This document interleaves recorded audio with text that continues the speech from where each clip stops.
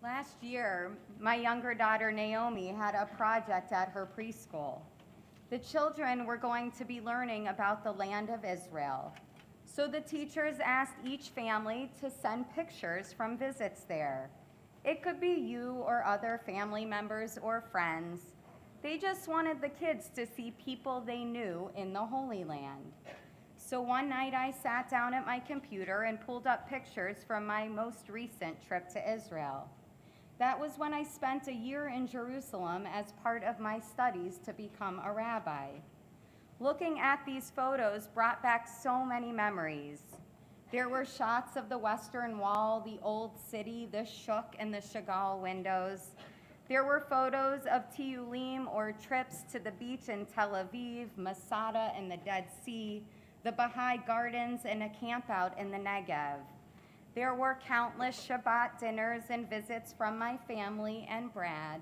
There were even pictures of my apartment, which was conveniently attached to a bakery.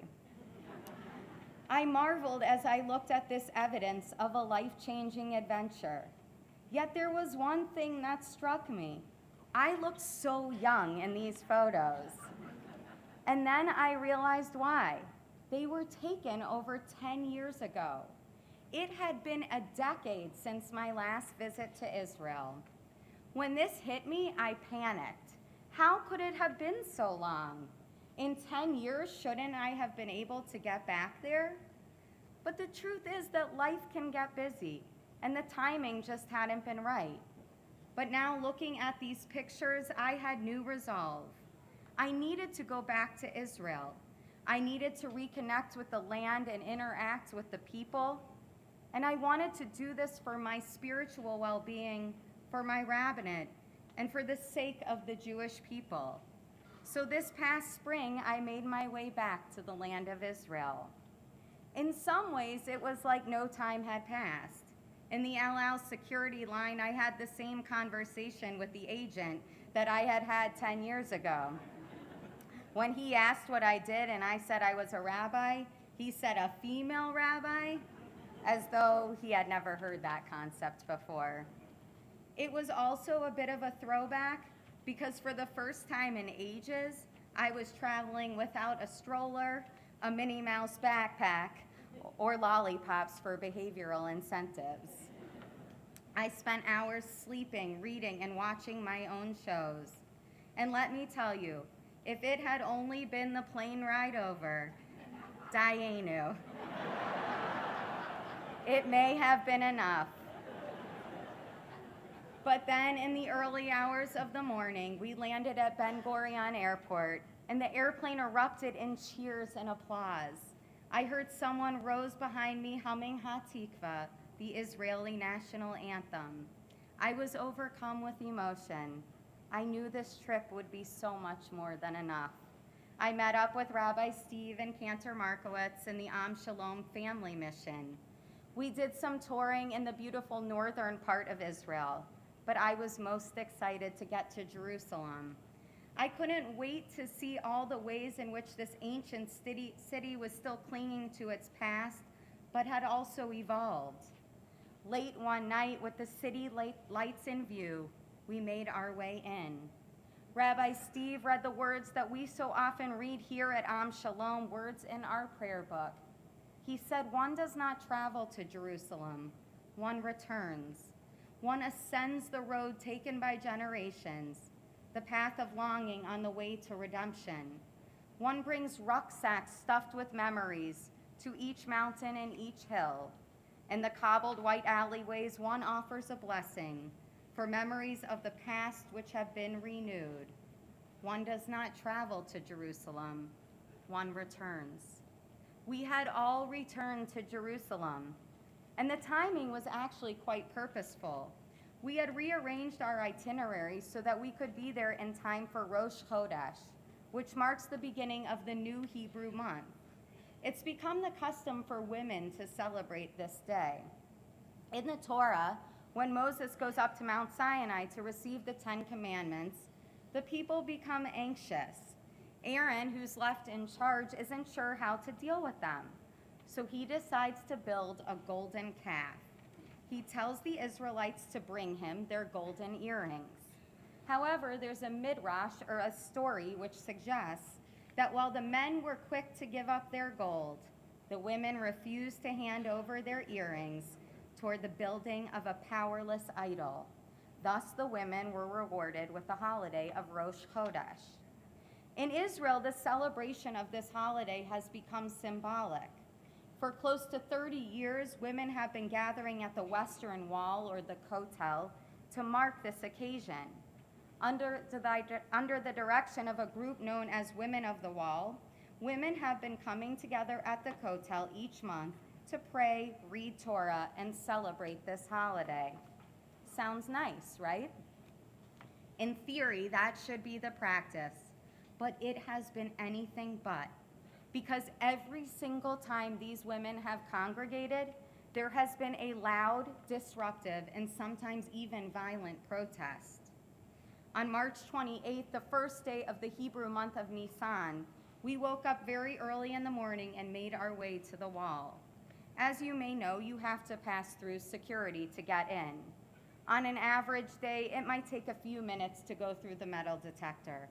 But on Rosh Chodesh, every single person and bag is scrutinized. You may be wondering the need for the extra measure of security on this monthly holiday. What dangerous item do they think that these women are bringing in? Believe it or not, it's Torah. They don't want anyone bringing in a Torah that the women could use to read.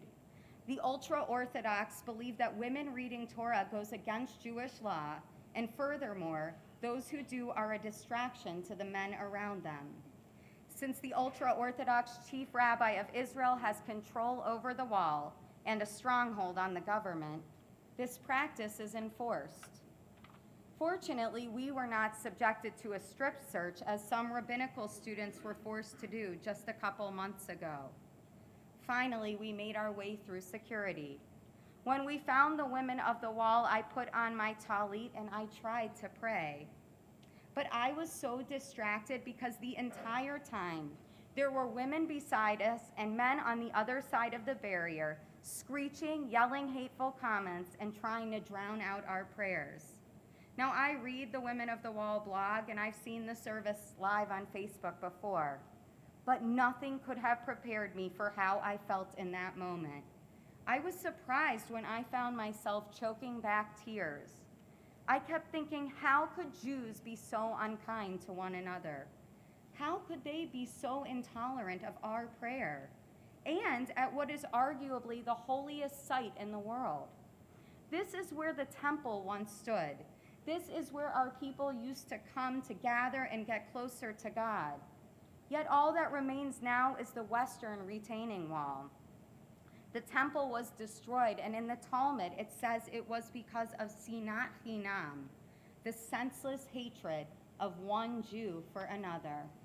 And now, all these years later, this is exactly what we are seeing in exactly the same place, such hatred and disrespect for a fellow Jew. Now, many of the insults being hurled at us were in Hebrew, but I distinctly remember a woman yelling in English, "You Americans should be ashamed of yourselves." What exactly did she mean? I think what she was trying to say is that we should be ashamed of ourselves for getting involved, that this is an Israeli problem and it doesn't concern us. Perhaps you're thinking, well, maybe she has a point. We certainly have enough problems in our own country to keep us busy. And on Rosh Hashanah, my colleagues and I presented the Am Shalom theme for the year. There's no place like home. It's true that this year we need to focus on healing our nation. But while we do, we absolutely cannot forget that Israel is our home too. However, our home is usually a place where we feel comfortable and where we can truly be ourselves. But right now, many Jews, especially those in the diaspora, are feeling disconnected from our home. There's always been an ocean between us, but now there is a growing rift in the relationship between Jews here and those in Israel. Some American Jews are feeling disenchanted. Others are feeling just disinterested. I'm not going to ask for a show of hands, but I'm sure there are people here who started to tune out when you realized that this was turning into an Israel sermon. But let me be honest. In the time that I've been a rabbi, I've never given an outright Israel sermon. And maybe it was because in some ways I too was feeling detached or disconnected. But this trip opened my eyes, and I can now see how critical it is that we maintain our connection to Israel. Rabbi Abraham Isaac Cook was the first chief rabbi of what would become Israel. He noted that the high holy days are such an important time for growth because they give us the opportunity for teshuvah, the chance to repent and return to God and our best selves. But being a real lover of Zion, Cook taught that this time also gives us the chance to return to Israel. This means that now during this holy time, we need to reconnect with Israel. It may be difficult, especially when we focus on issues such as those surrounding religious freedom.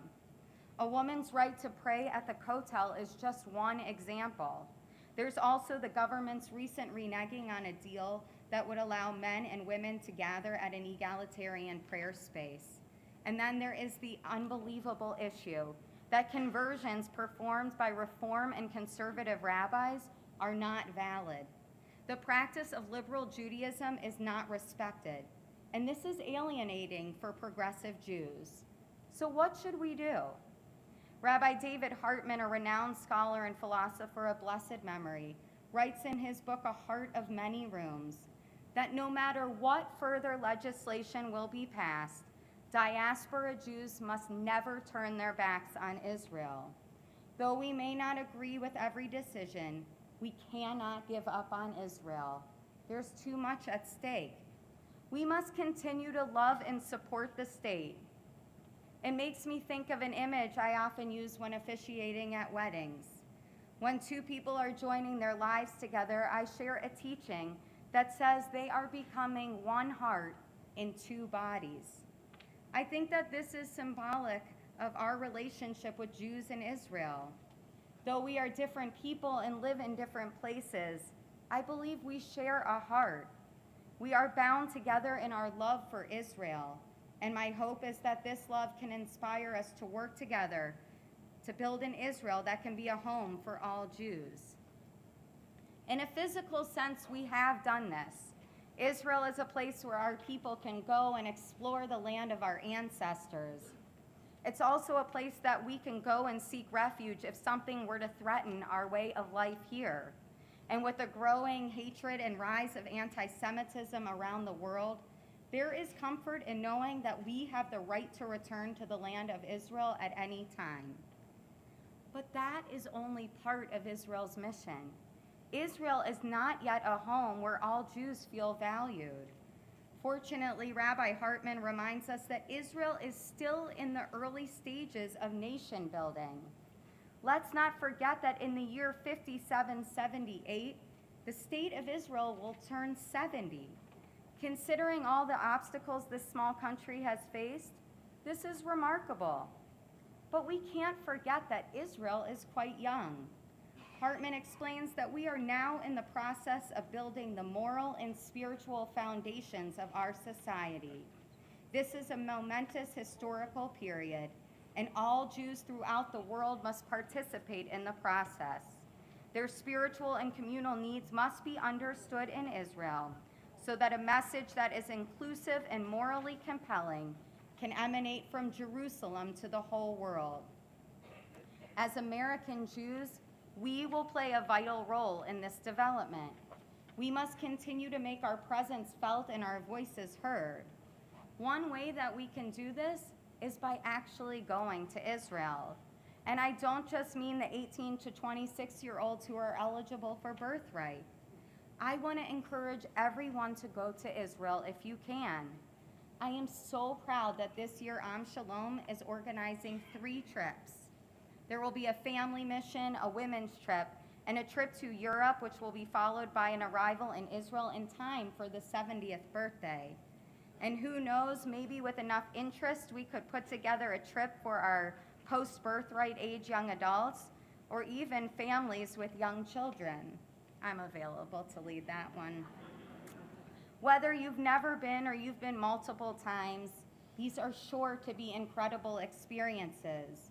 You'll have the chance to tour the land and connect with the people, and that is what we need to do the most, to communicate and have respectful dialogue with Israelis. We need to be open with those with whom we disagree, but we also need to partner with the amazing Reform congregations and individuals on the ground who share our vision for Israel's future, an Israel that is built on religious tolerance. Israel may be a small country, but there is enough room to include a variety of spiritual practices. While we may long to go to Israel, not all of us will have the opportunity this year. But from here, there are still many ways to stay engaged. This year at Shalom, we will offer classes and experiences to help us stay connected to Israel. It is crucial that we stay educated and informed. I want to challenge you to care about Israel and to keep her at the forefront of your mind. Follow the news, the politics, the music, the culture. We need to stay on top of what is going on there so that we can bring Israel into the conversations we have with our friends and in our homes, and especially with our children. We need to share with them our knowledge, but even more importantly, our love of Israel. We want them to grow up feeling connected to and a part of their Jewish homeland. I know that when I returned from my trip, I couldn't wait to share my newest photos and memories with my girls. But I dream about a day when we will return to Jerusalem together. The last thing that we must do is keep Israel in our hearts and in our prayers. Of course, we must continue to pray for her safety and security, but we also must pray for her spiritual well-being. We want Israel to be a place where freedom and diversity are not only accepted, but embraced. And this will not happen without us. So we must be willing to work towards this equality. Let's not forget that just as we need Israel, Israel needs us. Throughout the year, my colleagues and I will be wearing these new talitot. Around the neck of each one are phrases from Hatikva. I can't help but feel the weight of the words on mine. For right here, it says, Od lo avda tikvatenu. This means our hope is not yet lost. As generations have done before us, we must continue to have hope that a day will soon come when all Jews and lovers of Judaism will feel at home in Israel. Because when this happens, we will have created peace among our people, which will then spread throughout the land. And then I hope and I pray that this peace will reverberate from Israel to here, to every corner of the world. Ken Yehi Ratzon. May this be God's will.